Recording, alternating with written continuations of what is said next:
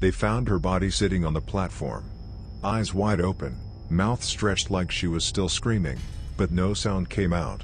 Her fingers were worn down to bone, like she had been clawing the concrete, trying to get away. Cut to a flickering flashlight lying on cracked cement. Blood smeared across old railroad tracks. A shoe. A phone screen cracked and playing back the last recording, muffled screams, running, then a single word whispered over and over. Conductor. The camera pans through thick woods under a full moon. Fog rolls in unnaturally fast.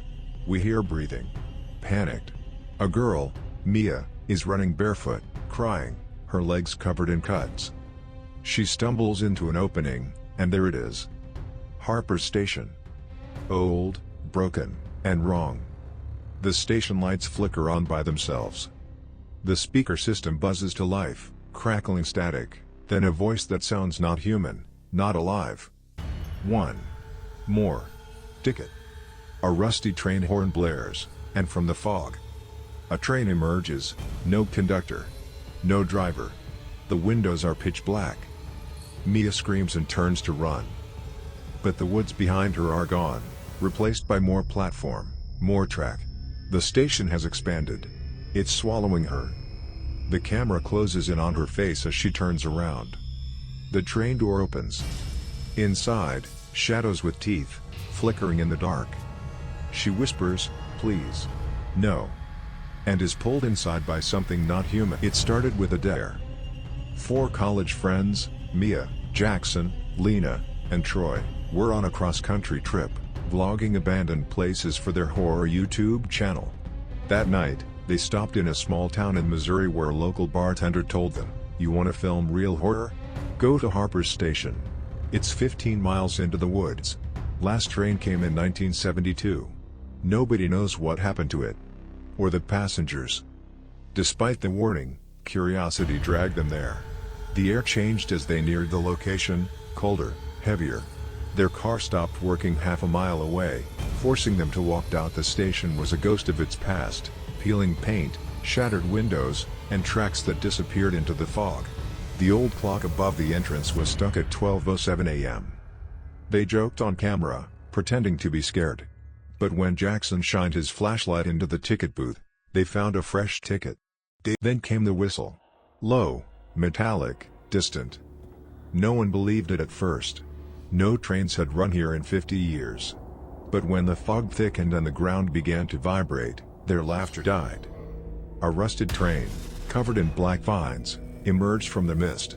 Lights flickering, no conductor. Against all logic, it stopped.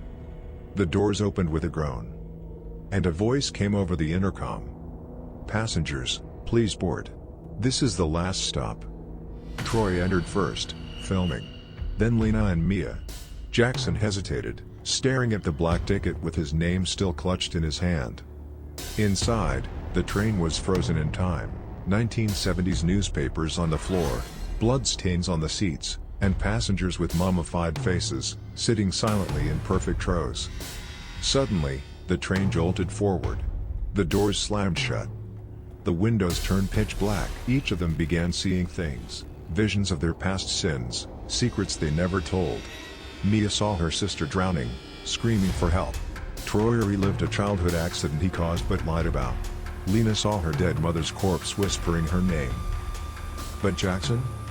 He saw himself, older, wearing a conductor's uniform, bleeding from the eyes. They ran through the cars, searching for an emergency exit. But the train cars were shifting, changing, morphing into nightmarish tunnels, filled with crawling limbs, eyes in the walls, and passengers that moved when not looked at. Mia disappeared in the 5th car. Lena bled from her ears, screaming that she could hear the souls. Troy was pulled into the ceiling by a shadow with long arms and no face. Jackson was alone now. And the speaker crackled again. "Welcome." In the final moment, the train screeched to a stop. Jackson stood in the control room, staring into the mirror, seeing himself aged, sunken, consumed by darkness. He was now part of the train. The doors opened at the same Harper's Station. But it was daytime. Local police found a camera and torn backpacks. No sign of the others. But on the footage, in the last frame, a reflection in the station window. Jackson. In the conductor's hat. Smiling. They say Harper's Station is just an urban legend. A made-up ghost story. But every year, new hikers go missing. And every few nights, the train whistle returns. If you hear it, don't look toward the tracks. Don't board the train. Because once you take that last ride, there's no coming back.